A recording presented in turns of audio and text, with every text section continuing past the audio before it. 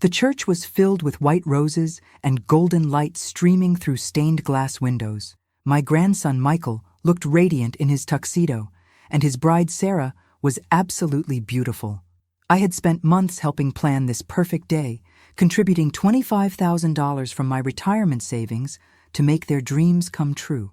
But as I stood there in my elegant navy dress, the one I had carefully chosen for this special moment, my daughter-in-law Rebecca leaned close to my ear and whispered those words that would haunt me forever. "You stay in the back. Don't embarrass the family." Can you imagine being told by your own family that your presence is shameful? What would you do if the people you sacrificed everything for treated you like a burden on the most important day of your grandchild's life? I stood there frozen, watching, as Rebecca smoothly guided me away from the front row where I belonged as the grandmother of the groom.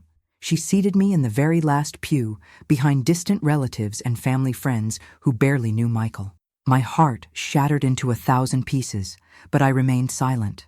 I had learned over the years that confronting Rebecca directly only made things worse for my son David and my grandson. But what Rebecca didn't know was that the next day, Michael would discover something that would change our family dynamics forever. My name is Vivian Lancaster. I am 68 years old, a retired high school principal who dedicated 42 years of my life to education.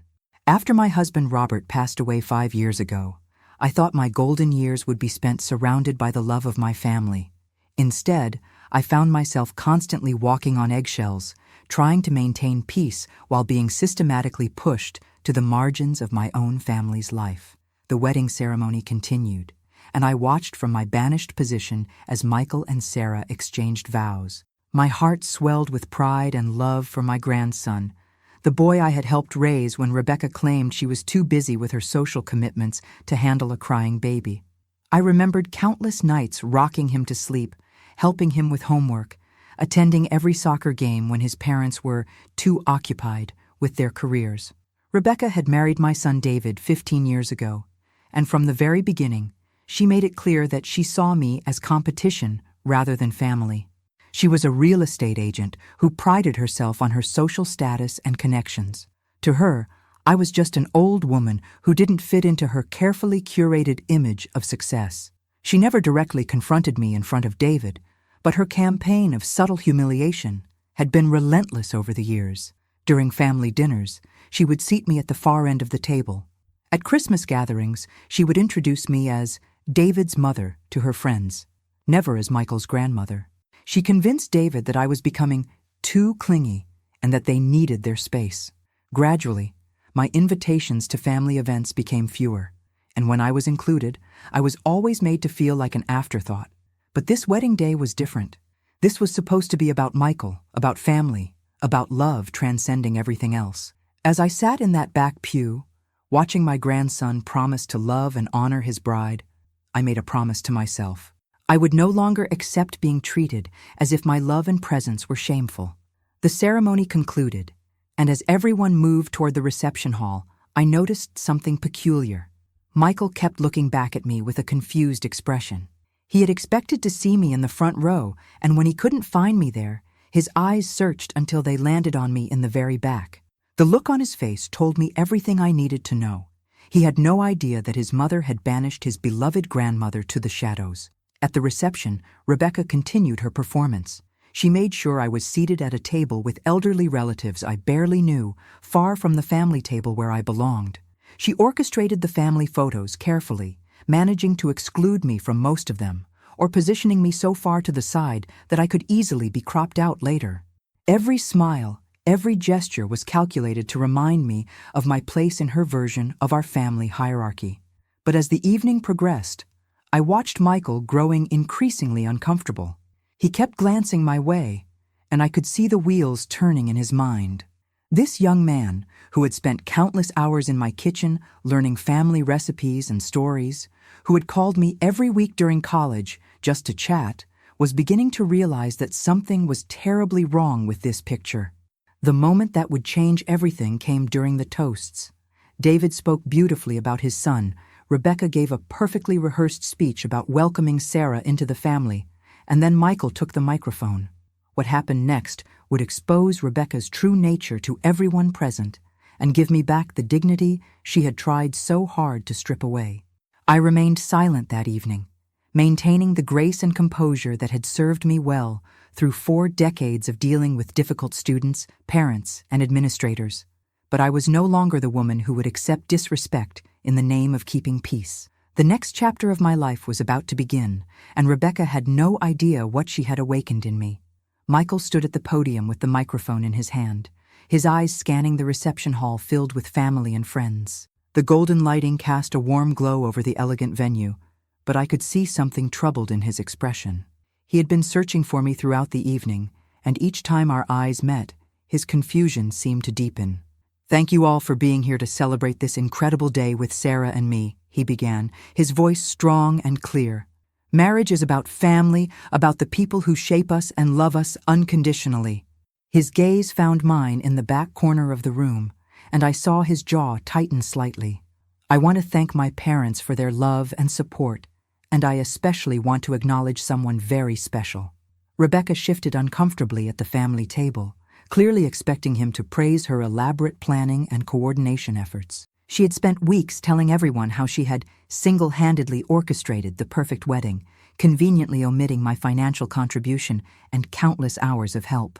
"My grandmother, Vivian Lancaster," Michael continued, his voice growing stronger, "taught me that true class isn't about where you sit or how much money you spend. It's about how you treat people when no one is watching." The room fell silent, sensing the weight behind his words. "Grandma Vivian, would you please come up here? I have something important to say." My heart stopped. Every eye in the room turned toward me in my banished corner. Rebecca's face had gone completely white, and I could see David looking confused, finally beginning to piece together what had happened. With as much dignity as I could muster, I rose from my chair and walked through the suddenly parted crowd toward the front of the room. Michael met me halfway, taking my arm gently and escorting me to the microphone. "Ladies and gentlemen," he said, his voice carrying clearly through the reception hall, "I want everyone to know that this woman contributed $25,000 to make this wedding possible.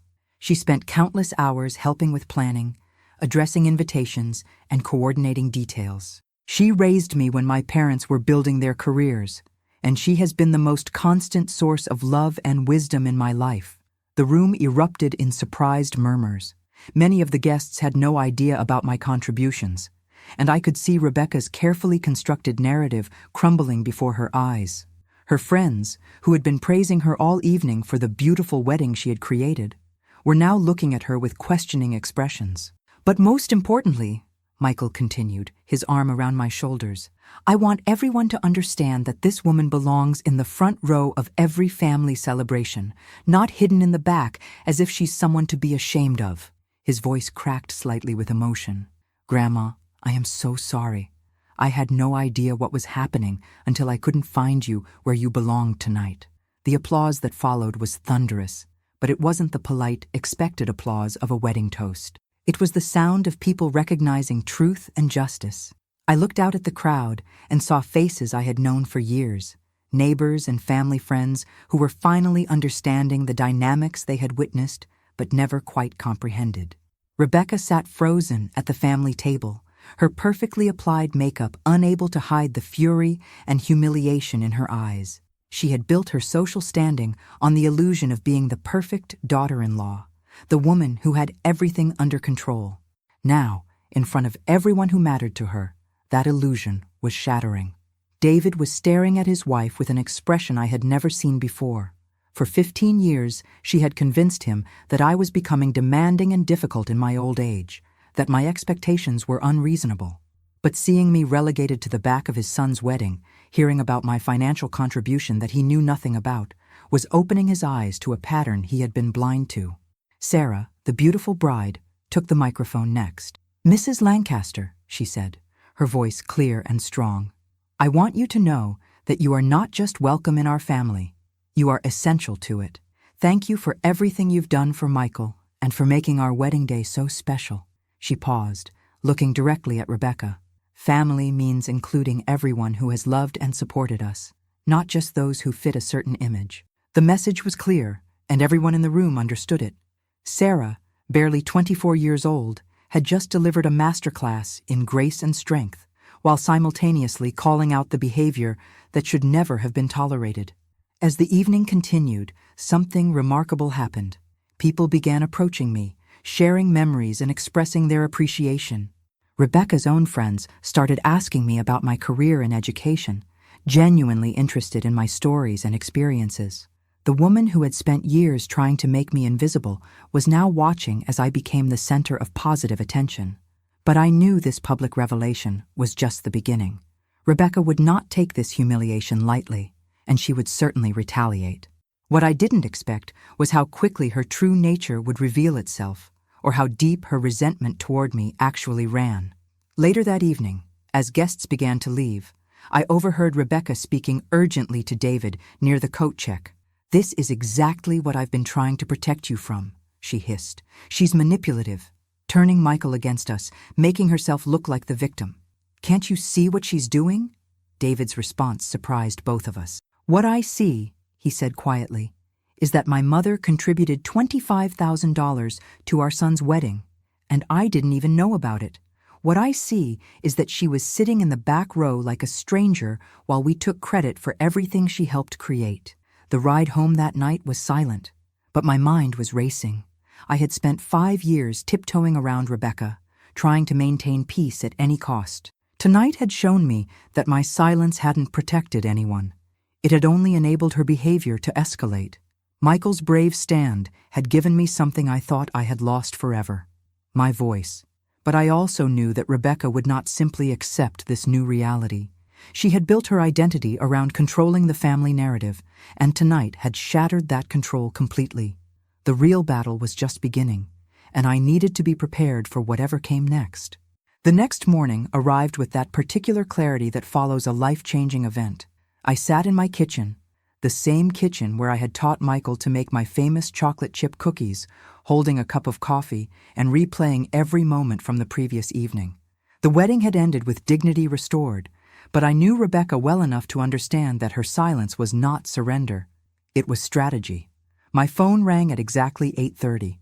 It was Michael, calling from his honeymoon suite before departing for their trip to Italy. "Grandma," his voice was thick with emotion, "I need you to know that Sarah and I talked all night. We had no idea how you've been treated.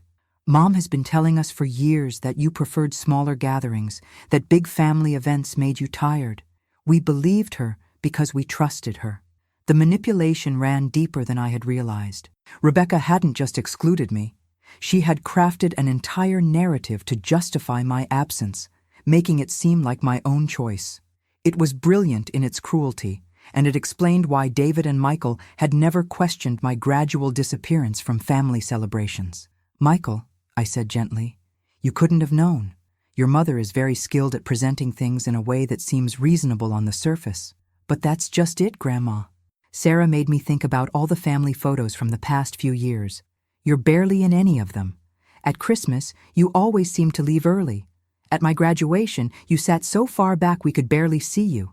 It wasn't your choice at all, was it?" The boy was connecting the dots, and each realization was breaking his heart. This was the collateral damage of Rebecca's campaign, not just my pain, but the pain of everyone who loved me and had been deceived about my apparent withdrawal from family life. After Michael's call, I did something I hadn't done in years. I opened my filing cabinet and pulled out my professional portfolio. 42 years as an educator had taught me many things, but perhaps the most valuable was how to document everything. I had maintained detailed records throughout my career, and that habit had extended into my personal life as well. What I found in my files would have surprised Rebecca. I had kept every email, every text message, every canceled invitation. I had documented every family event where I was excluded or relegated to the background. I had saved receipts for every financial contribution I had made to family celebrations, including the $25,000 for Michael's wedding that Rebecca had apparently kept secret from David. But more importantly, I had maintained correspondence with people Rebecca didn't even know I knew. Former colleagues, old friends, and professional contacts who had remained loyal over the years. My network was vast and varied, built over decades of genuine relationships rather than social climbing. At 10 o'clock, my doorbell rang. It was David, looking haggard and confused. He had clearly not slept well, and the conversation with Rebecca had continued long after they returned home. "Mom," he said as I led him to the living room, "I need to understand what's been happening. Rebecca is telling me that you've been manipulating the situation, that you planned what happened at the wedding to embarrass her. But I keep thinking about that $25,000. Where did it come from? Why didn't I know about it?" I poured him coffee and sat across from my son, the boy I had raised to be honest and fair. "David, do you remember when you were 12 and broke Mrs. Henderson's window with your baseball? What did I teach you to do?" "You made me go apologize and offer to work off the cost of the replacement," he said, puzzled by the apparent change of subject. "And what did I tell you about taking responsibility for your actions? That hiding from consequences only makes things worse, and that facing the truth with dignity is always the right choice." Understanding began to dawn in his eyes. I went to my filing cabinet and returned with a folder. Inside were bank statements showing the withdrawal for the wedding, email exchanges with the wedding planner about payments, and receipts for deposits I had made directly to vendors. I also included printed copies of text messages between Rebecca and me, where she had explicitly asked for my help while simultaneously planning to minimize my presence at the actual event. David read through the documents in stunned silence. The evidence was overwhelming and undeniable.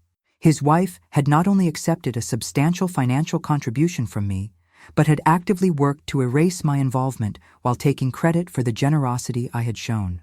"There's more," I said gently, handing him another folder.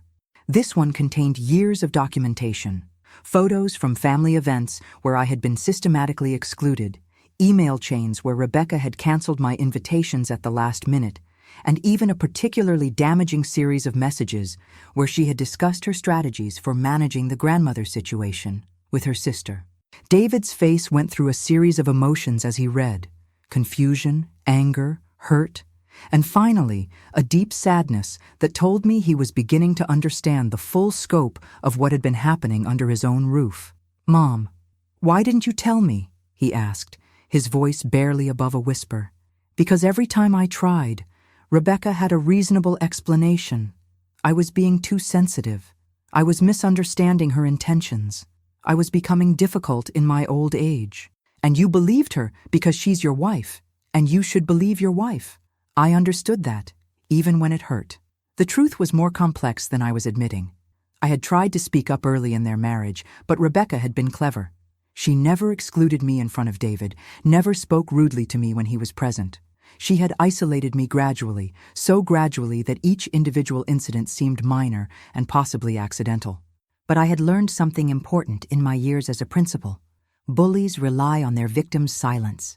They count on shame and the desire to keep peace to prevent exposure. Rebecca had counted on my love for David and Michael to keep me quiet, and for years, her strategy had worked perfectly. "What happens now?" David asked, still staring at the evidence in his hands. "Now," I said, meeting his eyes directly, "you have a choice to make. You can continue to pretend this behavior is acceptable, or you can decide what kind of family you want Michael and Sarah to inherit from us." The conversation that followed would determine not just the future of our family relationships, but whether decades of manipulation and emotional abuse would finally be confronted. David was about to discover that his mother, the retired educator he thought had grown passive with age, still had plenty of fight left in her.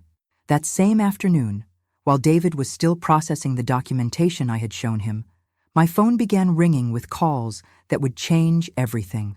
Word travels fast in our community, and the wedding revelation had sparked conversations that Rebecca never anticipated. The first call came from Margaret Thornfield, a prominent family law attorney who had been a guest at the wedding. Margaret and I had worked together years ago when I was dealing with difficult custody cases involving my students' families. She had witnessed the entire scene at the reception and was calling to offer her services.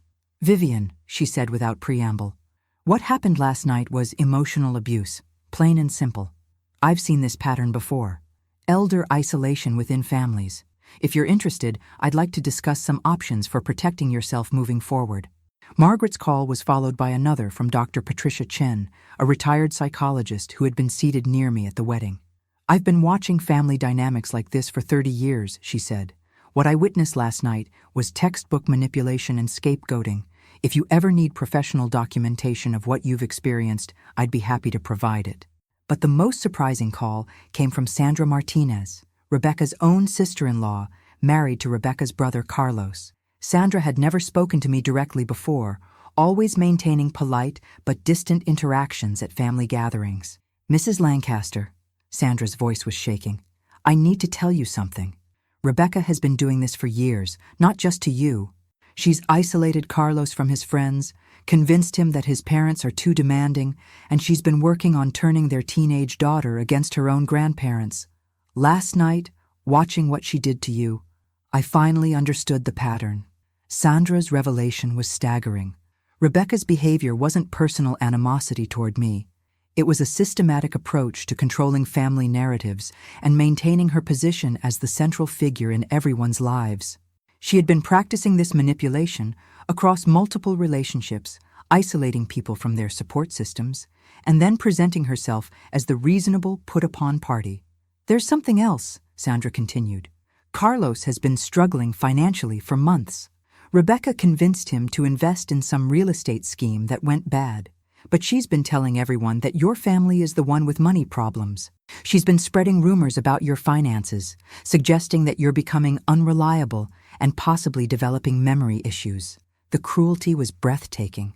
While accepting my $25,000 contribution to Michael's wedding, Rebecca had been undermining my reputation and mental capacity throughout our extended social circle. She had been laying groundwork to discredit me completely, possibly even setting the stage for more serious interventions in my life.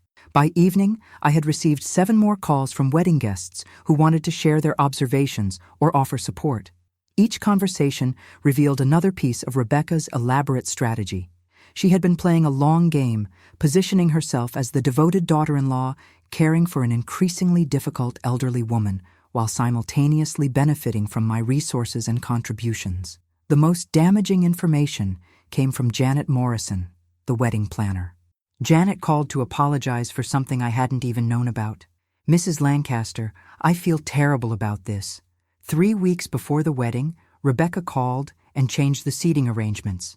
She specifically moved you from the family section to the back, and she told me it was because you had requested a quiet spot due to hearing problems. I should have confirmed this with you directly." Rebecca had manipulated even the wedding professionals, creating a paper trail that made her exclusion of me seem like accommodation rather than abuse. If anyone had questioned my placement at the wedding, Janet would have explained that it was my own request for accessibility reasons. "There's more," Janet continued reluctantly. "She also had me remove your name from the acknowledgments in the wedding program. The original version thanked you for your generous contribution and loving support, but she had me change it to just thank family and friends in general. Even in print, Rebecca had erased my presence and contributions. The wedding program that guests took home as a keepsake contained no mention of my involvement, ensuring that history would record this as her accomplishment rather than a collaborative family effort." That evening, David returned to my house with Sarah, who had postponed her honeymoon departure to deal with what she called family housekeeping that couldn't wait. "Grandma Vivian," Sarah said, settling into my living room with the confidence of someone who had already chosen her side. "Michael and I have been making some calls today. We want to understand the full scope of what's been happening, and we want to make sure it never happens again." Sarah, at 24, was displaying the kind of moral clarity that sometimes gets lost in more complex adult relationships. She had spent her first day of marriage not on romantic activities, but on investigating and addressing family injustice. I was beginning to understand why Michael had chosen her. "We called the country club where we had the reception," Sarah continued. "Rebecca had told them that you might have difficulty with the evening and to seat you somewhere quiet where you wouldn't be overwhelmed. She created a medical excuse for isolating you." David looked stricken. "Mom, she's been telling me for months that you were having trouble with crowds, that you preferred smaller gatherings because big events made you anxious. I thought we were being considerate of your needs." The sophistication of Rebecca's manipulation was becoming clear. She hadn't simply excluded me. She had created an entirely false narrative about my mental and physical capacity, complete with medical justifications and considerate accommodations. Anyone looking at the situation from the outside would see a devoted daughter-in-law carefully managing an elderly woman's limitations. "There's something else we discovered," Sarah said, exchanging glances with David. "Rebecca has been in contact with an elder care consultant. She's been asking about in-home care services and assisted living facilities. She told them it was preliminary research for a family member who was beginning to show signs of decline." The room fell silent as the implications sank in. Rebecca hadn't just been isolating me socially. She had been building a case for declaring me incompetent. The financial contributions, the social exclusions, the rumors about my mental state, they were all pieces of a larger strategy to gain control over my assets and remove me from family decision-making entirely. I looked at my son and new granddaughter-in-law, both of whom were staring at me with expressions of horror and determination. They were finally seeing what I had been experiencing for years, but they were also seeing something else, that I was not the declining, difficult woman Rebecca had painted me to be. "What do we do now?" David asked, his voice heavy with the weight of discovering that his marriage was built on deception and emotional abuse. "Now," I said, feeling stronger than I had in years, "we make sure Rebecca understands that she has gravely underestimated the woman she's been trying to destroy." The next morning brought a discovery that would reveal the true depth of Rebecca's deception. Sarah had spent the night researching, using her skills as a recent business graduate to dig into financial records and social media posts that painted a very different picture of our family's recent history. "Grandma Vivian," Sarah said, arriving at my house with a laptop and a manila folder thick with printed documents, "you need to see this. Rebecca has been running a completely different narrative about you online and in her social circles. What Sarah showed me was devastating in its calculated cruelty. Rebecca had been posting on social media for over 2 years about the challenges of caring for an aging family member. Her posts were carefully crafted to generate sympathy while never mentioning my name directly. She described difficult conversations about memory lapses, concerns about financial decision-making, and the heartbreak of watching someone you love struggle with independence. The comments on these posts revealed that Rebecca's entire social circle believed she was heroically managing a family crisis involving a declining elderly relative. Her friends praised her patience and dedication, offering advice about memory care facilities and support groups for families dealing with dementia. "But here's the worst part," Sarah said, pulling up bank records on her laptop. "Michael gave me access to his account so we could track the wedding expenses. Rebecca didn't just hide your $25,000 contribution from David. She's been telling people that she and David paid for the entire wedding themselves, and she's been accepting sympathy donations from her book club and church group to help with the unexpected financial burden." The scope of the fraud was staggering. Rebecca had collected nearly $8,000 in sympathy donations from well-meaning friends who believed she was struggling to pay for her son's wedding, while also managing the care of a difficult elderly family member. She had turned my generosity into a source of both social capital and actual cash. "There's more," Sarah continued, her voice getting harder. "I found emails between Rebecca and Michael's college friends.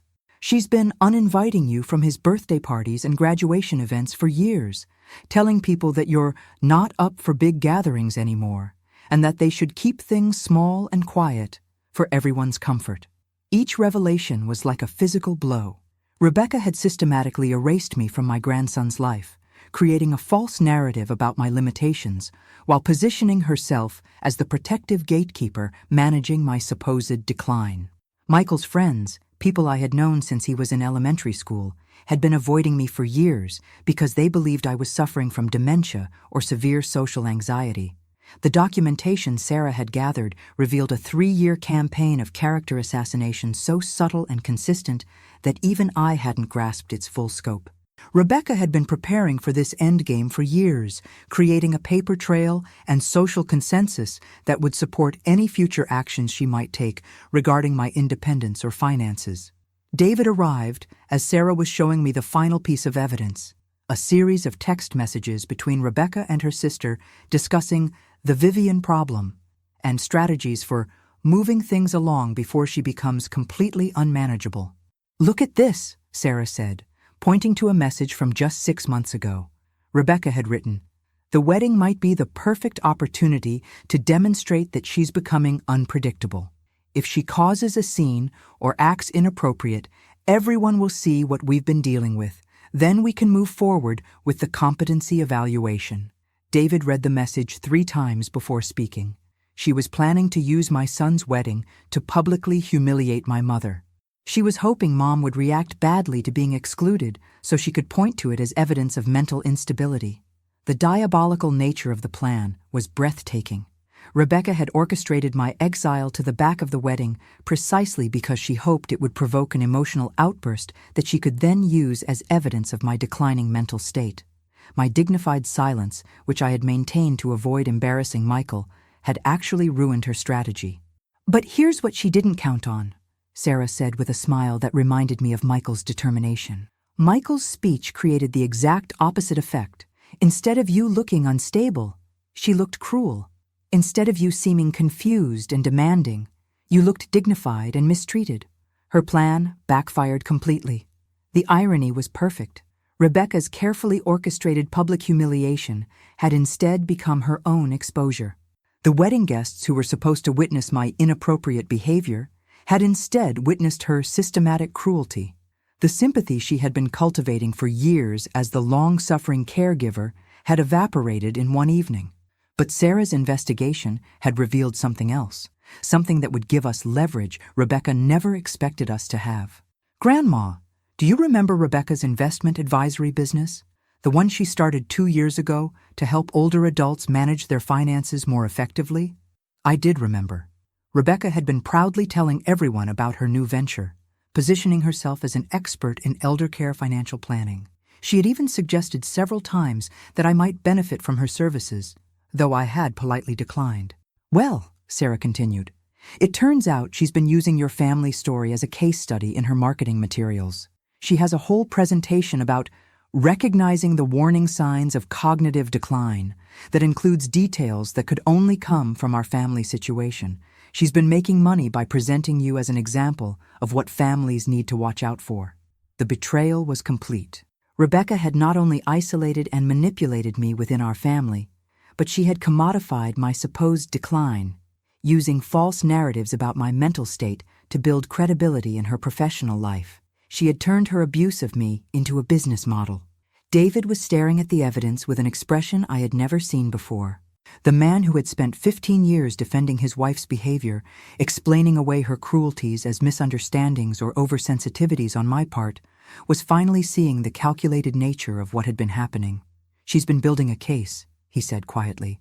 "All of this, the isolation, the rumors, the financial documentation, the social media posts, it's all been preparation for having Mom declared incompetent so she can take control of her assets." Sarah nodded grimly. "And the timeline makes sense now. Your mom is 68, owns her house outright, has substantial retirement savings, and gets a good pension.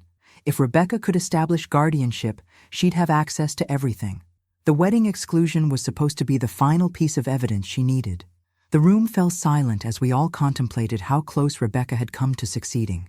If Michael hadn't spoken up at the wedding, if I had reacted with the anger and hurt that would have been completely justified, Rebecca would have had her public incident. Combined with years of documented concerns about my mental state, it might have been enough to initiate competency proceedings. But Rebecca had made one crucial mistake. She had underestimated the intelligence and integrity of the family members she was manipulating. Michael's love for me had overcome her false narratives, David's sense of justice had finally awakened, and Sarah's analytical skills had exposed the full scope of the deception. "So what's our next move?" David asked, looking at both Sarah and me. "Our next move," I said, feeling the full power of my 42 years of experience dealing with bullies and manipulators, "is to turn Rebecca's own strategy against her. She's spent years documenting her version of events. Now it's time to document the truth." 3 days after Sarah's devastating discoveries, my dining room had been transformed into a war room. Margaret Thornfield, the family law attorney, sat across from Dr. Patricia Chen, the psychologist, while David, Sarah, and I reviewed what Margaret called our documentation package. The mahogany table that had hosted countless family dinners was now covered with evidence that would dismantle Rebecca's carefully constructed lies. "Ladies and gentlemen," Margaret said, adjusting her reading glasses, "what we have here is one of the most sophisticated cases of elder abuse and attempted financial exploitation I've encountered in 25 years of practice." Rebecca didn't just isolate Vivian, she created an entire false reality designed to strip her of her autonomy and assets. Dr. Chen nodded, reviewing her own notes. From a psychological perspective, this represents textbook narcissistic manipulation combined with financial predation. Rebecca has been gaslighting the entire family while positioning herself as the hero of a narrative she completely fabricated. The plan we developed that afternoon was as methodical as Rebecca's campaign against me had been, but with one crucial difference. Everything we were doing was based on truth and documented evidence. First, Margaret explained, we need to establish a clear timeline of Rebecca's behavior and create an unshakable record of Vivian's actual mental and physical capacity. Patricia will conduct a comprehensive cognitive evaluation, and we'll have Vivian's personal physician provide a complete health assessment. Dr. Chen had already scheduled me for a full neuropsychological battery that would definitively establish my cognitive function. "These tests will show that you're functioning at the level of someone 20 years younger," she said with confidence. "Rebecca's claims about memory issues and decision-making problems will be exposed as complete fabrications. But the psychological evaluation was just the beginning. Margaret had connections throughout the legal and financial communities, and she was already coordinating a comprehensive investigation into Rebecca's activities. We're going to examine every financial transaction, every social media post, every conversation with third parties," Margaret said. "If Rebecca has been defrauding her charity donors or misrepresenting client information in her investment business, we'll uncover it. Financial exploitation of the elderly is a federal crime, and conspiracy to commit guardianship fraud carries serious penalties." Sarah had taken on the role of digital forensics specialist, using her business school training to trace the money trail Rebecca had created. "I've already identified 12 instances where she accepted donations for wedding expenses after receiving your contribution," Sarah reported. "That's fraud. And her investment advisory presentation using your personal information without consent violates multiple professional ethics standards." David's role in our strategy was perhaps the most difficult. He would need to continue living with Rebecca while gathering evidence, documenting her statements, and protecting himself from her inevitable retaliation when she realized we were fighting back. "Son," I said gently, "you need to understand that when Rebecca figures out what we're doing, she's going to become dangerous. People who commit this level of calculated abuse don't surrender quietly. She'll try to turn this around on all of us," Margaret agreed. "David, you need to start documenting every conversation, every threat, every attempt at manipulation. We'll get you a recording app for your phone, and you'll need to be very careful about how you handle confrontations with her." The plan we developed had 3 phases. Phase 1 would focus on evidence gathering and establishing my competency beyond any doubt. Phase 2 would involve confronting Rebecca with our discoveries and giving her an opportunity to cease her behavior and make restitution. Phase 3, if necessary, would involve legal action and public exposure of her crimes.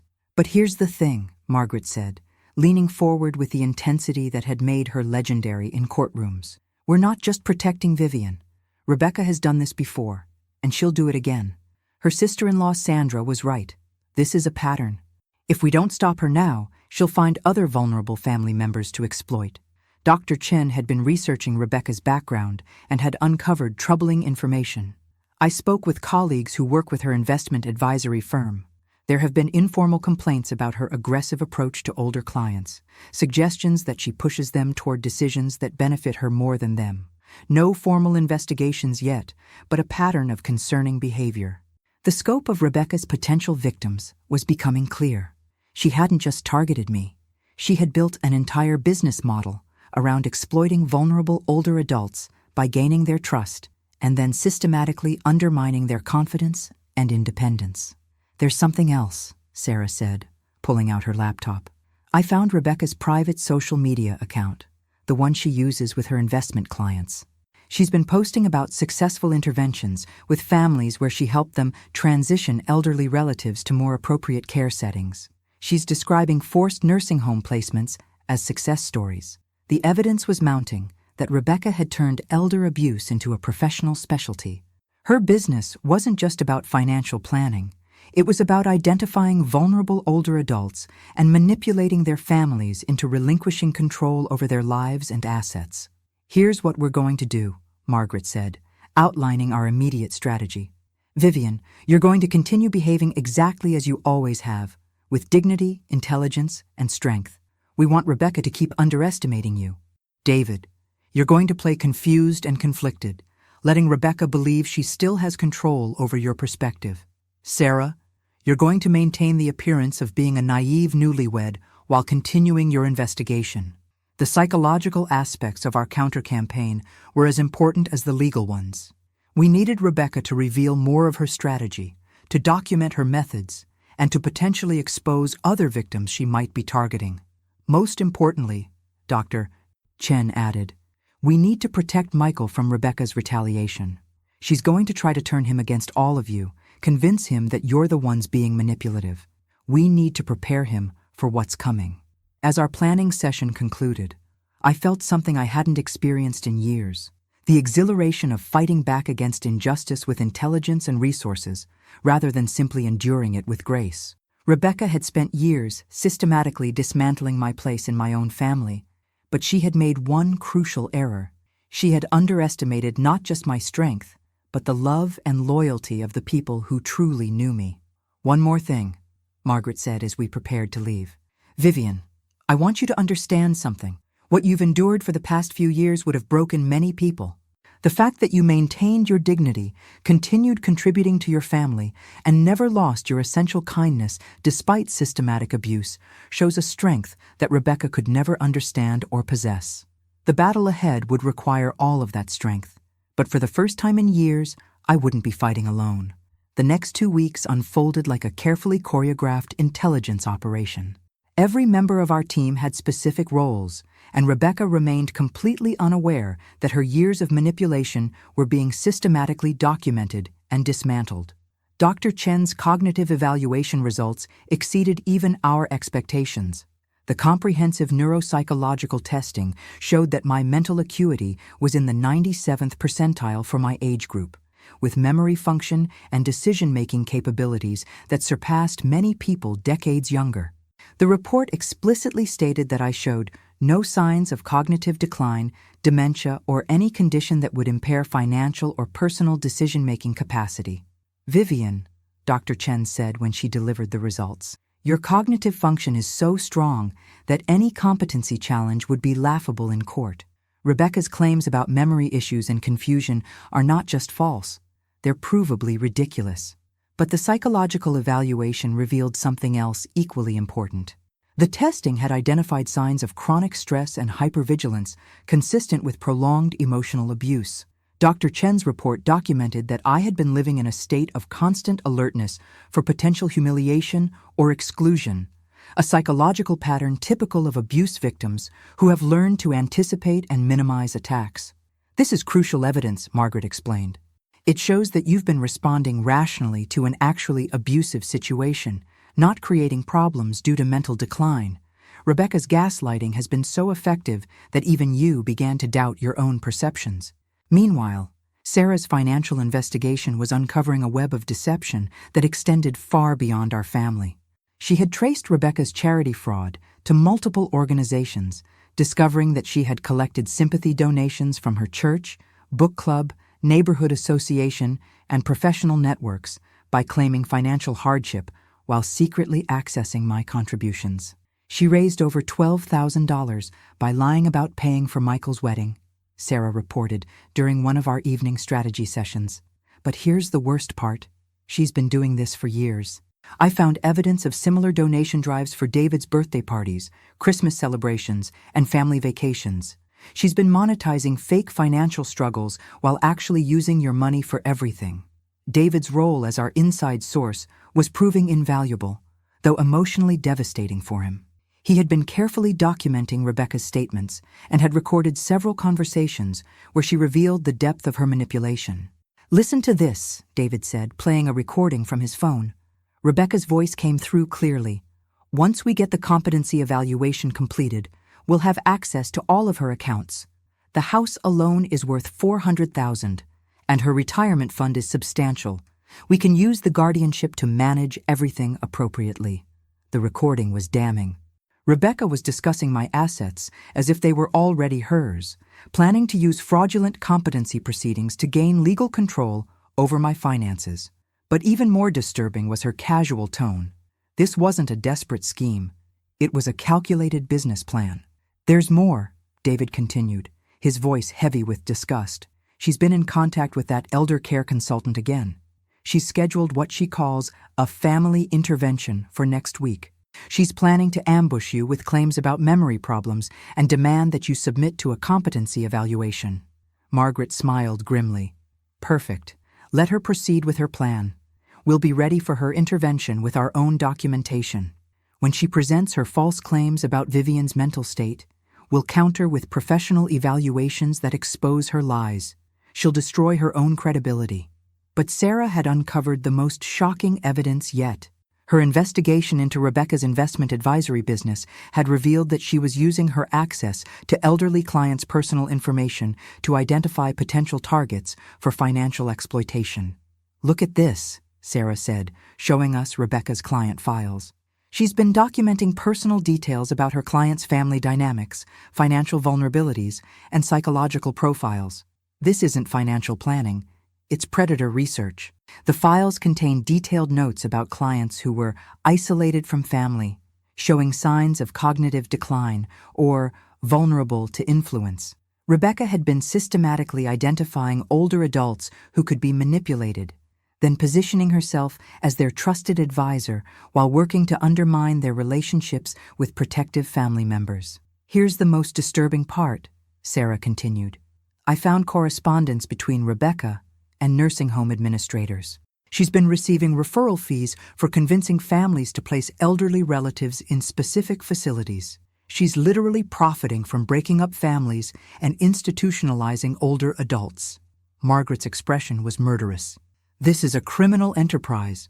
Rebecca hasn't just been abusing Vivian. She's been running a systematic elder exploitation scheme. The referral fees alone constitute fraud, and if she's been manipulating competency evaluations to generate these placements, we're looking at racketeering charges." The scope of Rebecca's crimes was staggering. She had built an entire business model around identifying vulnerable older adults, isolating them from protective family members, undermining their confidence and independence, and then profiting from their institutionalization. What she had done to me was just one instance of a much larger predatory operation. "We need to contact the State Attorney General's office," Margaret said. "This goes far beyond family disputes. Rebecca is running a criminal organization that specifically targets the elderly. There are probably dozens of victims who don't even realize they've been manipulated. But first, we had to spring our trap. Rebecca's planned intervention would give us the perfect opportunity to expose her lies while documenting her methods for law enforcement.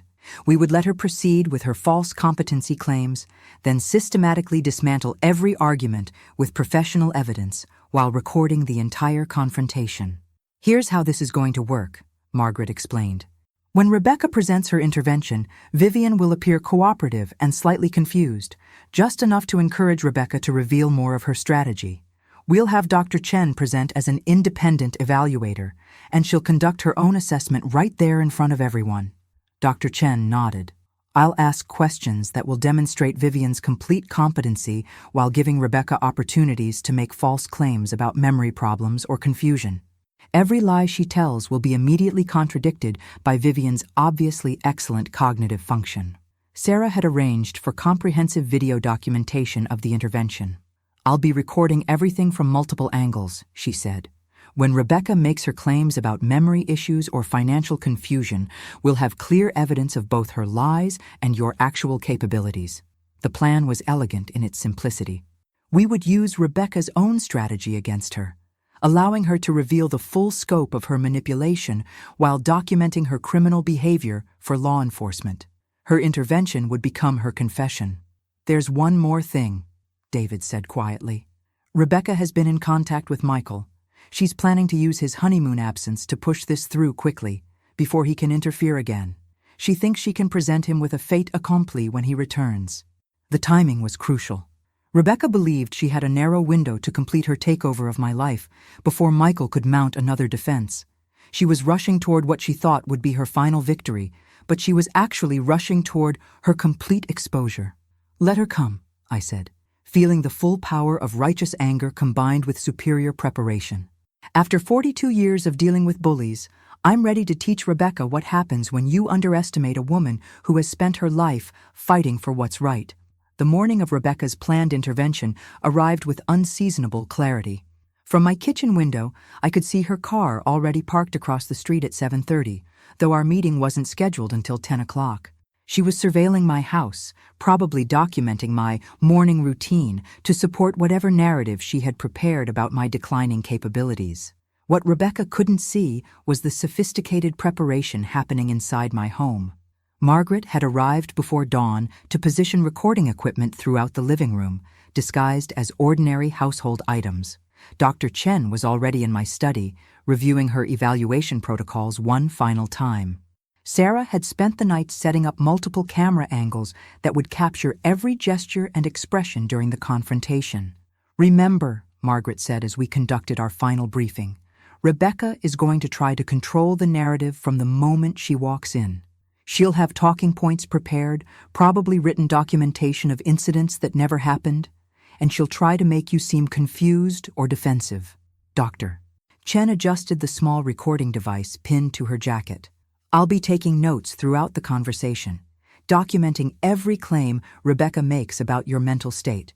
When she presents her false evidence, I'll ask you questions that demonstrate your complete cognitive competency." David had been instructed to play his role as the confused, concerned son who was being manipulated by both sides.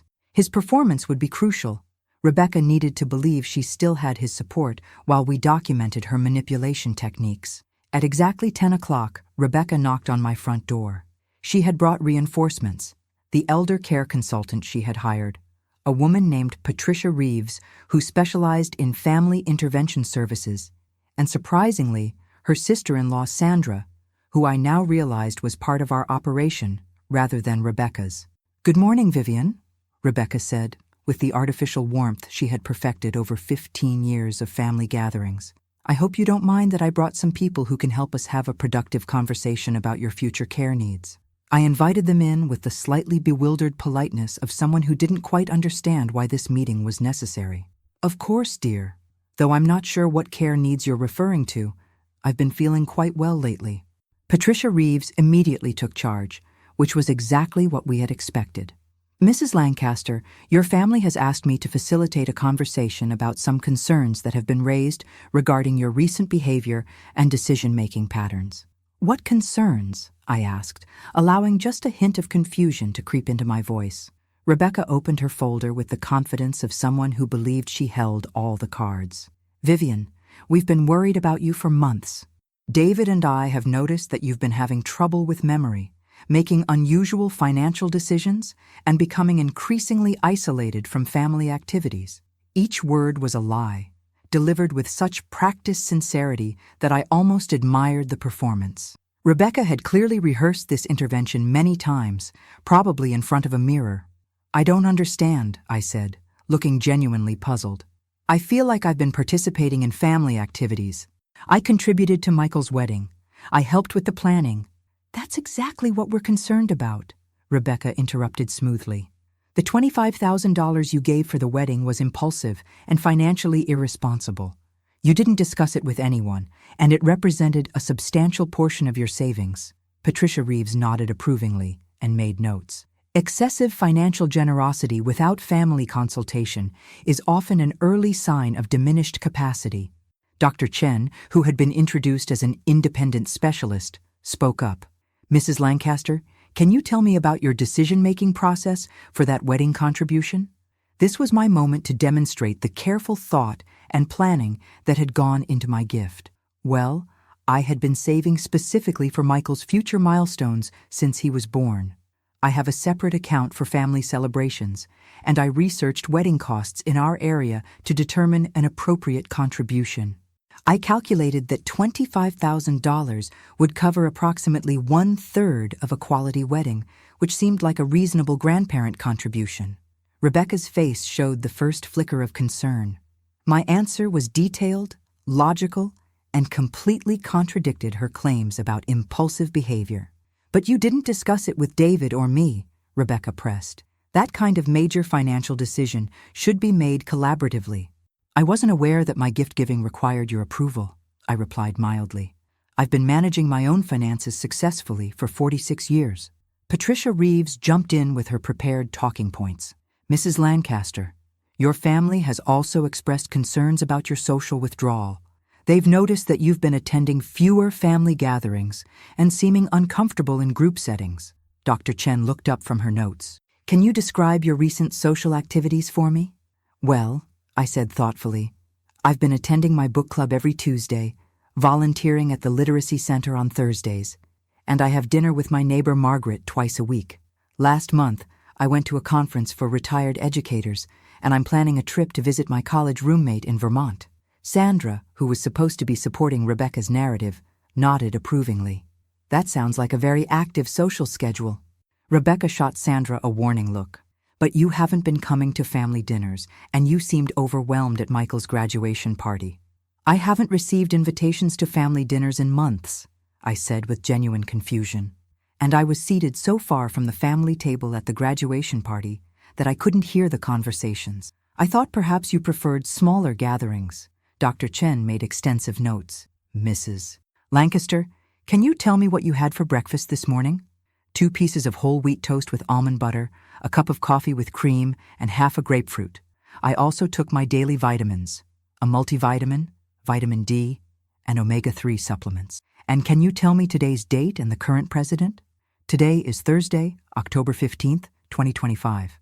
Donald Trump is the president, though I have to say his policies on education funding are concerning." Rebecca was beginning to look uncomfortable. Every question Dr. Chen asked was revealing my complete mental competency, while her claims about memory problems and confusion were being systematically disproven. Patricia Reeves tried a different approach. "Sometimes family members notice subtle changes that the individual doesn't recognize. Mrs. Lancaster, have you had any difficulty managing your household or keeping track of important documents?" "Not at all," I replied. "I balance my checkbook monthly, file my taxes every February, and I keep detailed records of all my expenses and investments. Would you like to see my filing system?" I stood up and walked to my filing cabinet, moving with the confident efficiency of someone who knew exactly where everything was located. I pulled out folders of bank statements, investment reports, and household records, all meticulously organized and up to date. Dr. Chen examined the documents and made more notes. "These records show excellent organizational skills and financial management. Everything is current and properly documented." Rebecca was losing control of the narrative, and I could see panic beginning to creep into her expression. "Dr. Chen, I think you need to understand that Vivian can be very good at hiding her problems. She's learned to compensate for memory issues by over-organizing." "Actually," Dr. Chen said, looking directly at Rebecca, "what I'm observing is cognitive function that exceeds normal parameters for someone Mrs. Lancaster's age. Her memory is excellent, her reasoning is clear, and her organizational skills are superior. There are no signs whatsoever of cognitive decline or diminished capacity." The room fell silent as the implications of Dr. Chen's assessment sank in. Rebecca's entire intervention was based on false claims about my mental state, and those claims had just been professionally debunked in front of witnesses. But Rebecca wasn't finished. Desperate situations call for desperate measures, and she was about to reveal the true depths of her manipulation. Rebecca's composure finally cracked. Faced with the complete failure of her intervention strategy, she abandoned the careful manipulation that had served her for years and revealed the rage that had been simmering beneath her polished exterior. "This is ridiculous," she snapped, her voice losing all pretense of concern.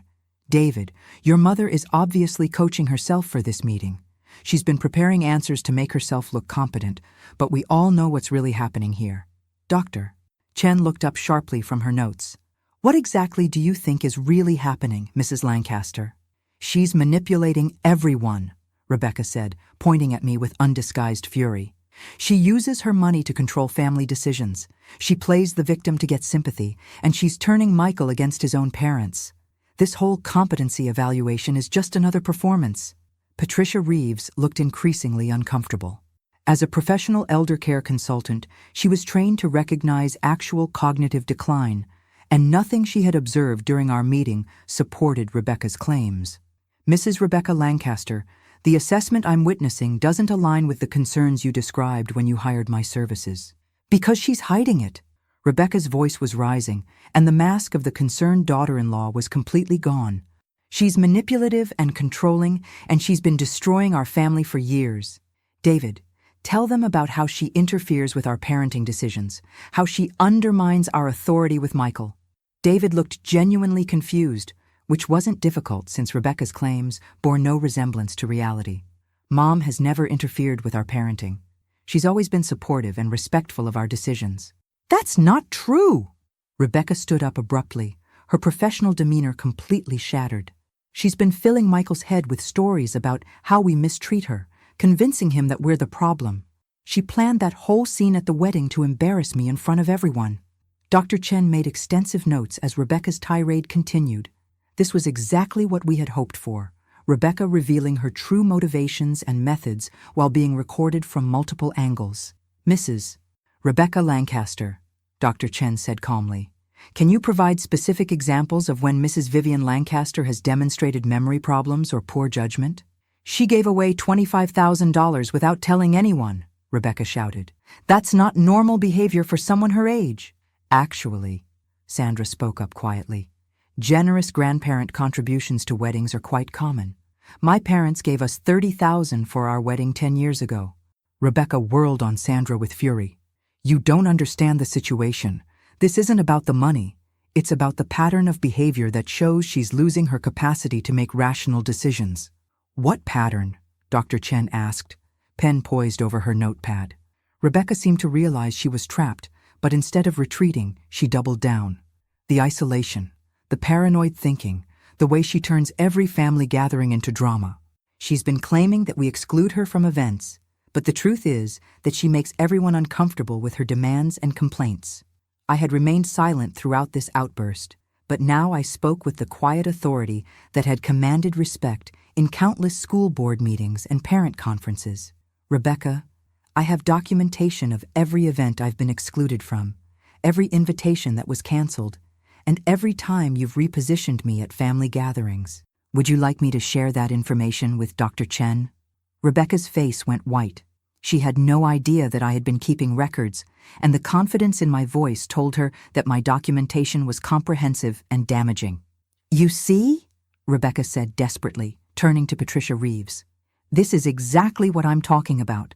She's obsessed with perceived slights, keeping lists of imaginary grievances. This is paranoid behavior.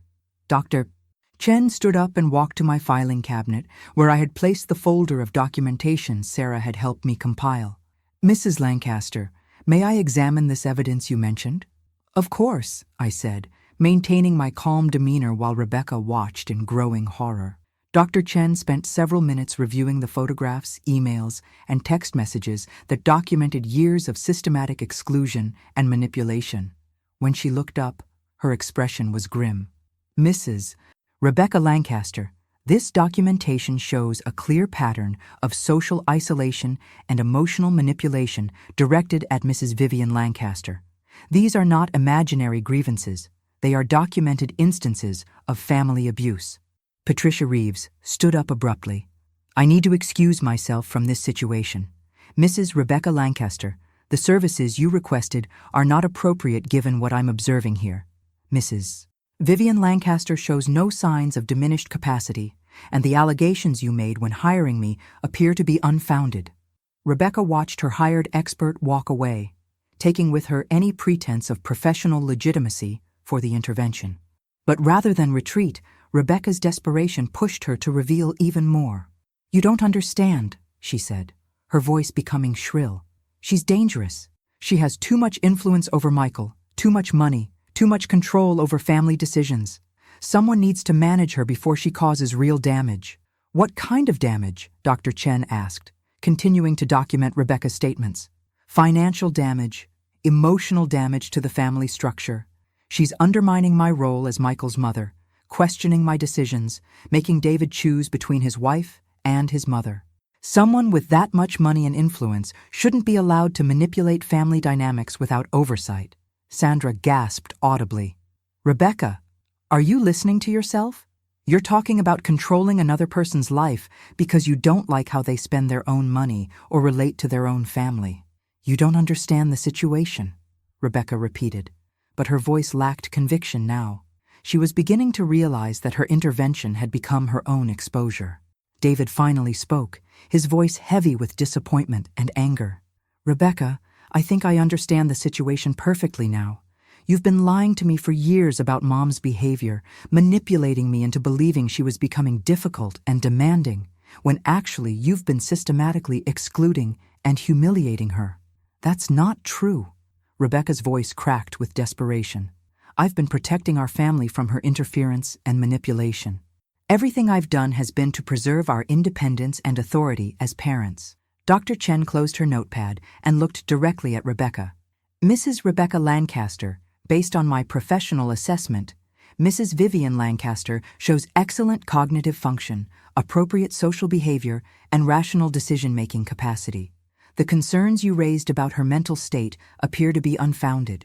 However, the behavior you've described and demonstrated today raises serious questions about emotional abuse and possible financial exploitation of an elderly family member. The room fell silent as the full implications of Dr. Chen's statement settled over everyone present. Rebecca's intervention had backfired completely, exposing her own behavior while vindicating my competency. But more importantly, it had been recorded from multiple angles and would provide crucial evidence for what came next. I think this meeting is over, Margaret said, stepping into the room from where she had been observing. Rebecca, you should know that everything that happened here today has been documented and will be forwarded to the appropriate authorities. Rebecca stared at Margaret in shock, finally realizing that she had walked into a trap. Her carefully planned intervention had become her own confession, and the evidence of her abuse would now be used against her in ways she never anticipated. The revelation that Margaret had been present and recording the entire intervention sent Rebecca into a panic that stripped away her last vestiges of control. Her face cycled through emotions: shock, rage, fear, and finally a calculating coldness that revealed who she truly was beneath the carefully constructed facade. "You set me up," she whispered, looking around the room at faces that were no longer sympathetic or fooled. "This whole thing was a setup to make me look bad." "No, Rebecca," I said, standing with the dignity that 42 years of education had taught me. "This was an opportunity for you to tell the truth. Instead, you chose to double down on lies, reveal your true motivations, and expose the depth of your manipulation. You set yourself up." Margaret stepped forward, her legal training evident in her precise, measured words. "Rebecca, you've just confessed on record to systematically isolating an elderly family member, manipulating financial decisions, lying to obtain sympathy donations, and conspiring to have someone declared incompetent for your own financial gain. These are serious crimes." "Crimes?" Rebecca's voice rose to a near shriek. "I haven't committed any crimes. I've been trying to protect this family from her manipulation and interference. Everything I've done has been for the good of everyone involved." Dr. Chen had been making notes throughout Rebecca's breakdown, and now she spoke with clinical precision. "Mrs. Rebecca Lancaster, what you've described today constitutes textbook elder abuse. The isolation tactics, financial manipulation, gaslighting, and attempted guardianship fraud represent a sophisticated pattern of psychological and economic abuse." Sandra, who had been silent during the confrontation, finally spoke up. "Rebecca, I need to tell you something. I've been documenting your behavior toward Mrs. Lancaster for months. When I saw what you did at the wedding, I contacted her family to share what I had observed. You've been doing the same thing to Carlos that you did to David, isolating him from his family while convincing him it was for his own good." Rebecca turned on Sandra with vicious fury. You betrayed me. I trusted you, brought you into family discussions, and you were spying on me the whole time. I was protecting innocent people from someone I finally recognized as a predator, Sandra replied firmly. When I realized you were running the same manipulation playbook on multiple families, I knew I had to act. Margaret pulled out her own folder, this one containing the results of Sarah's financial investigation. Rebecca, we know about the charity fraud. $12,000 in sympathy donations collected under false pretenses. We know about your investment advisory scheme, where you've been identifying vulnerable clients and manipulating their families into institutional placements for referral fees. We know about the nursing home kickbacks and the professional ethics violations. Each revelation hit Rebecca like a physical blow.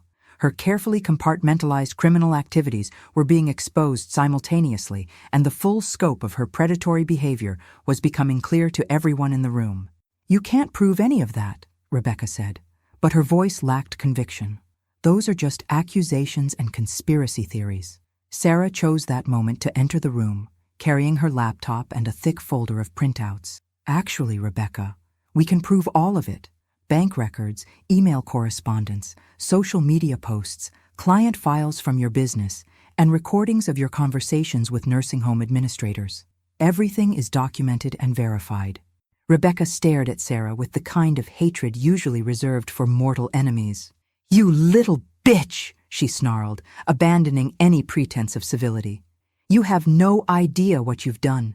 You've destroyed a family, broken up a marriage, and ruined lives with your meddling. No, David said, his voice stronger than I had heard it in years. You destroyed our family, Rebecca. You lied to me for 15 years, manipulated me into mistreating my own mother, and turned our home into a place where love was conditional and family loyalty was a weapon. Sarah didn't break up our marriage. She exposed the fact that we never had a real marriage to begin with. The finality in David's voice seemed to break something fundamental in Rebecca. She looked around the room at faces that were no longer fooled, no longer sympathetic, no longer willing to enable her behavior. Her empire of manipulation was crumbling, and she was watching it happen in real time. This isn't over, she said, her voice dropping to a menacing whisper. You think you've won something here, but you have no idea what I'm capable of when I'm cornered. I've spent years building relationships and credibility in this community. People trust me, respect me, believe me. I can destroy all of you with a few phone calls. Margaret smiled with the confidence of someone who had spent decades dealing with desperate criminals. Rebecca, those relationships you've built are based on lies that we can now expose.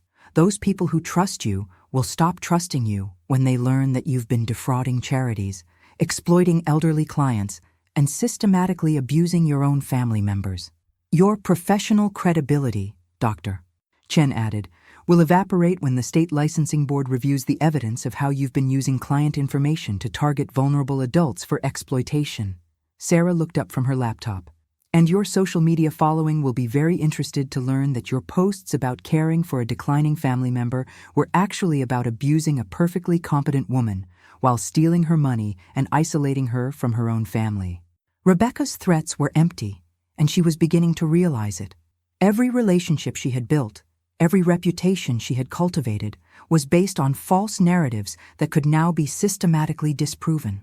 Her weapons of manipulation, lies, guilt, and manufactured crises, were useless against documented evidence and professional testimony.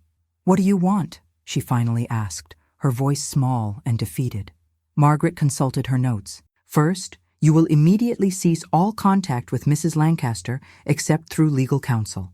Second, you will make full restitution for all money obtained through fraud, including the charity donations and any fees received for inappropriate client referrals. Third, you will cooperate with investigations into your business practices and provide information about other potential victims. And if I refuse, then you'll face criminal charges for elder abuse, charity fraud, professional misconduct, and conspiracy to commit guardianship fraud. The evidence is overwhelming, Rebecca. Your choice is between cooperation and mitigation, or prosecution and prison. Rebecca looked at David with one last desperate attempt at manipulation.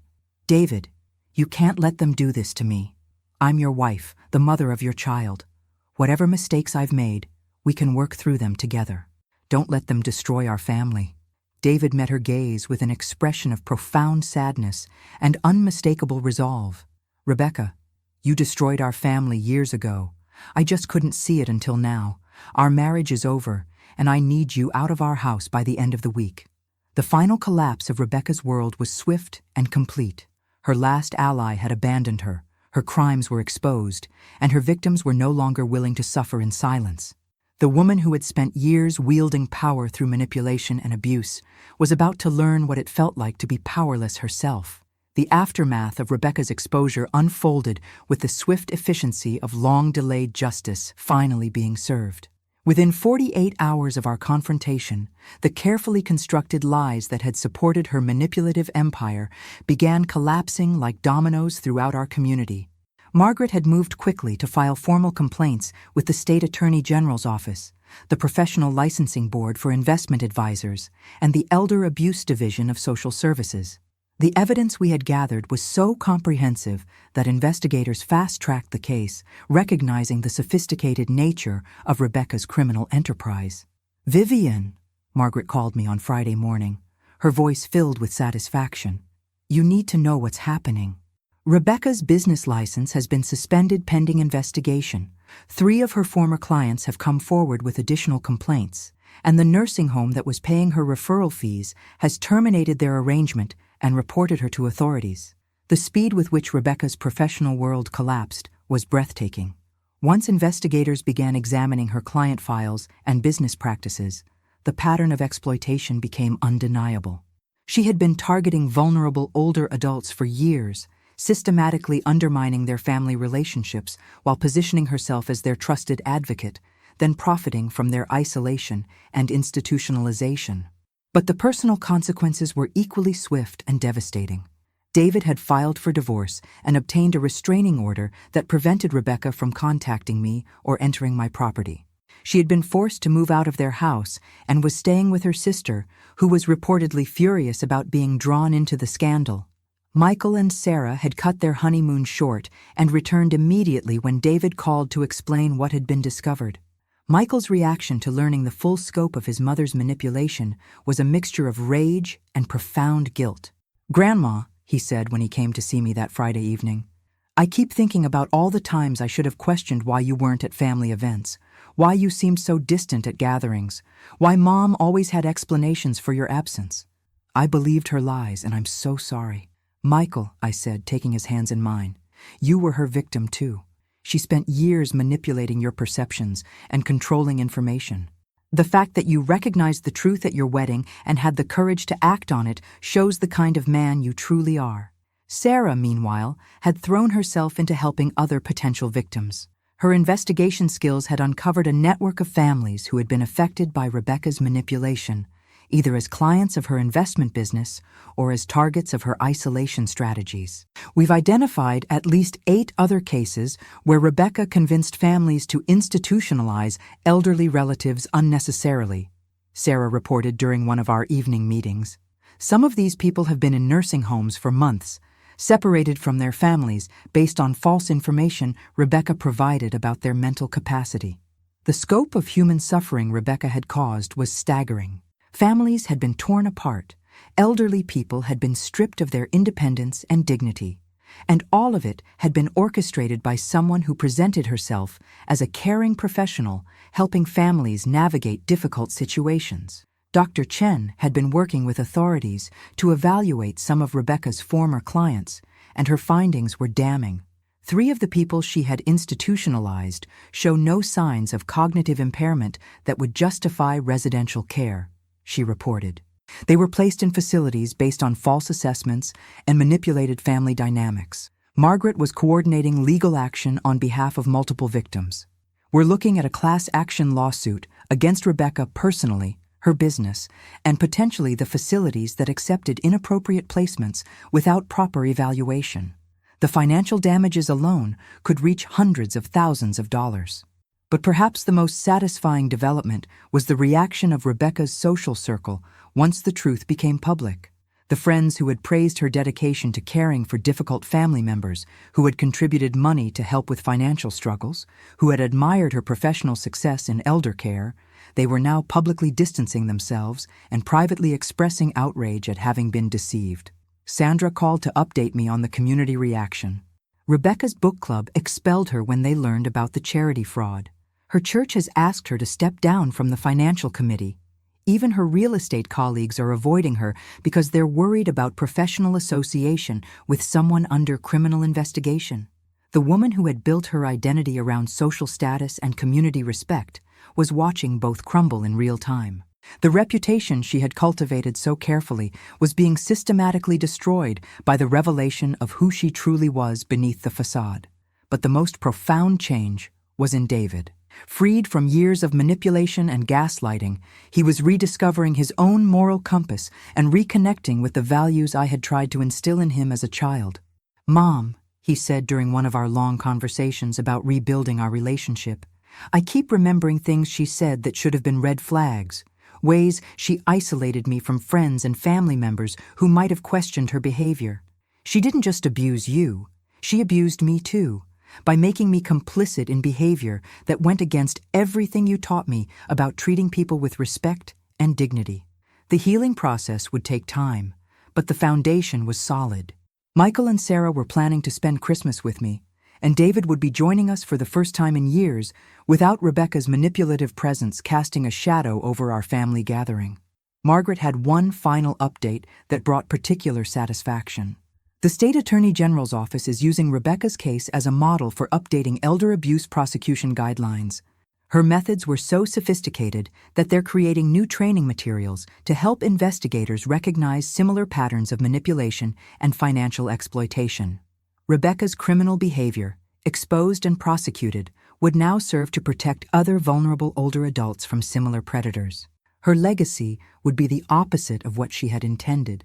Instead of being remembered as a successful manipulator who got away with systematic abuse, she would be remembered as a cautionary tale about the consequences of exploiting the elderly. The woman who had spent years trying to erase my presence from my own family's life had instead ensured that my story of survival and resistance would be told for years to come, helping other families recognize and stop similar abuse before it could destroy their relationships. Justice had been served, but more importantly, the truth had been revealed and the cycle of abuse had been broken forever. 6 months later, I stood in my kitchen preparing Christmas dinner for my family, the real family gathering I had dreamed of for years.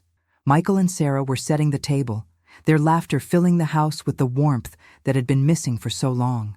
David was carving the turkey, humming softly to himself in a way I hadn't heard since before his marriage to Rebecca.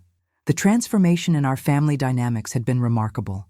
Without Rebecca's constant manipulation and manufactured crises, we had rediscovered the genuine affection and respect that had always existed beneath her carefully constructed conflicts. David was learning to trust his own judgment again. Michael was free to express his love for me without fear of creating family tension. And Sarah had become the daughter I never had. "Grandma," Sarah said as she folded napkins, "I've been thinking about something. Do you ever wonder what would have happened if Michael hadn't spoken up at the wedding? If we had just let Rebecca continue with her plan?" It was a question I had pondered many times during the long months of legal proceedings and family healing. "I think about it often," I admitted. "Rebecca was very close to succeeding. If she had managed to provoke me into an angry outburst at the wedding, if Michael hadn't seen through her lies, if you hadn't had the skills to investigate her financial crimes, I might be in a nursing home right now, declared incompetent and stripped of everything I worked my whole life to build." The reality was sobering. Rebecca's plan had been sophisticated and nearly foolproof. She had spent years laying groundwork, building false narratives, and positioning herself as the reasonable authority figure managing an increasingly difficult elderly woman. Without the combination of Michael's courage, Sarah's investigative skills, and the support network I had built over decades of professional life, her scheme might have succeeded completely. David looked up from his carving. "What scares me most is how easily I believed her version of events. She convinced me that you were becoming demanding and manipulative, that excluding you from family activities was actually protecting you from stress. I was so blind to what was really happening." "You weren't blind, son," I said gently. You were being systematically manipulated by someone who understood exactly how to exploit your love for your family. Rebecca studied psychology and manipulation techniques professionally. She knew how to make her abuse seem like care, her lies seem like truth. The legal consequences for Rebecca had been severe but appropriate. She had pled guilty to multiple counts of elder abuse, charity fraud, and professional misconduct in exchange for a reduced sentence of 3 years in prison and full financial restitution to her victims. Her professional licenses had been permanently revoked, and she was required to register as someone who had committed crimes against elderly persons. But perhaps more importantly, the publicity surrounding her case had led to significant changes in how elder abuse was recognized and prosecuted. Margaret had been invited to speak at legal conferences about the sophisticated manipulation techniques Rebecca had employed, and Dr. Chen was developing training materials to help mental health professionals identify similar patterns of family abuse. "You know what I've learned through all of this?" I said, looking around the table at the faces of people who truly loved me. "Age doesn't make us weak or vulnerable. Silence does. For years I stayed quiet about Rebecca's behavior because I thought I was protecting family peace. But my silence only enabled her abuse to escalate." Michael nodded thoughtfully. "That's why we've decided to share our story publicly. Sarah and I have been talking to journalists and advocacy groups about what happened. We want other families to recognize these warning signs before it's too late." The decision to go public had not been easy, but it felt necessary. Too many elderly people were suffering in silence, convinced that they had to endure disrespect and manipulation to maintain family harmony. Too many adult children were being gaslit into believing that their aging parents were becoming unreasonable or demanding when they were actually responding normally to systematic abuse. "I've also been working with Margaret to establish a legal fund for elder abuse victims," I said. "Rebecca's restitution payments are going into an account that will help other families fight back against financial exploitation and guardianship fraud." Sarah smiled. "And I've been hired by the State Attorney General's office to develop investigation protocols for cases involving sophisticated financial manipulation of elderly victims. Rebecca's methods are being studied so that other predators using similar techniques can be identified and stopped." The irony was perfect. Rebecca's crimes had been so well documented and professionally executed that they were now serving as a blueprint for law enforcement to protect other vulnerable adults. Her legacy would be the opposite of what she intended. Instead of being remembered as someone who successfully exploited the elderly, she would be remembered as someone whose exposure helped strengthen protections for seniors. As we sat down to Christmas dinner, I offered a toast. "To the power of truth, the strength that comes from refusing to accept mistreatment, and the family bonds that survive even the most sophisticated attempts to destroy them." David raised his glass with tears in his eyes. "To Mom, who showed us that dignity and strength don't diminish with age. They grow stronger when tested by adversity." Michael added, "To Grandma, who taught us that sometimes the most loving thing you can do is refuse to keep peace at any cost." And Sarah concluded, "To women who fight back, who document everything, and who never let anyone convince them they're too old to demand respect." As we enjoyed our meal, I reflected on the lessons I had learned through this ordeal.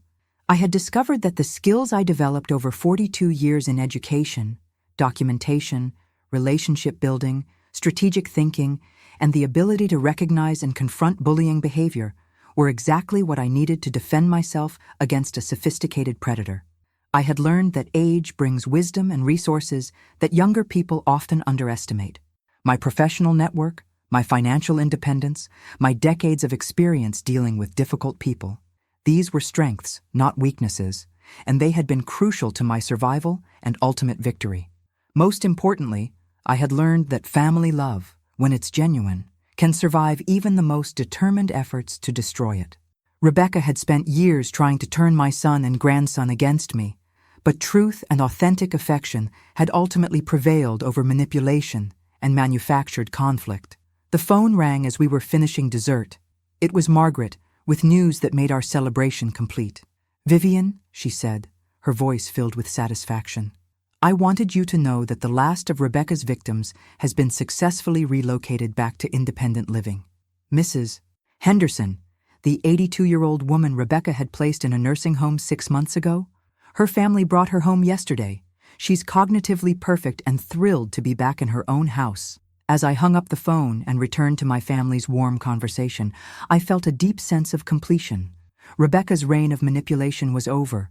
Her victims had been vindicated and restored, and the systems that had failed to protect us had been strengthened to help others. I was 68 years old, financially secure, mentally sharp, and surrounded by people who loved and respected me. I had faced down a sophisticated predator and emerged not just victorious, but stronger than before. My story would be told to help other families, and my experience would contribute to protecting vulnerable adults from similar abuse. Rebecca had tried to make me invisible, irrelevant, and powerless. Instead, her abuse had revealed my strength, amplified my voice, and demonstrated that underestimating an elderly woman with intelligence, resources, and righteous anger is a mistake that predators make at their own peril. The best revenge, I had learned, wasn't getting even. It was living well, speaking truth, and using your survival to protect others from the same harm you endured.